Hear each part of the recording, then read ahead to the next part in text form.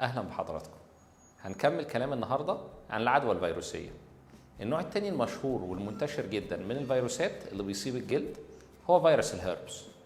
الهربس دايما الناس بتطلق عليه لقب الحرارة أو الهواء، وبيظهر على شكل حبيبات تبقى فيها سائل بسيط بتتواجد عادة حول الفم أو الأنف أو في أي منطقة تانية من الوجه. فيروس الهربس واحد من مجموعة كبيرة من الفيروسات اسمها بنفس الاسم، اللي هي عائلة فيروسات الهربس. في منها كذا نوع بتسبب أمراض كتير مختلفة، إنما اللي يهمنا منهم فيروس نوع واحد ونوع اتنين، لأن دول اللي بيعملوا الإصابة اللي في الجلد.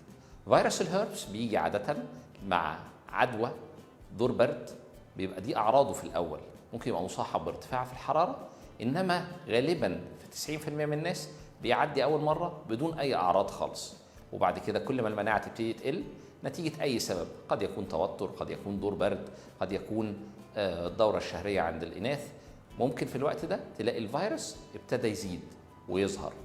بيقعد فترة تتراوح من 3 ل 6 أيام، وبعد كده في المعتاد بيختفي لوحده. إنما لازم ناخد بالنا إن في نوع من الفيروس ده بينتقل عن طريق العلاقة الجنسية. الفيروس ده في الوقت ده بيفضل صديق الإنسان، بيفضل معاه طول حياته، وكل ما تقل المناعة هيرجع يبتدي يظهر تاني.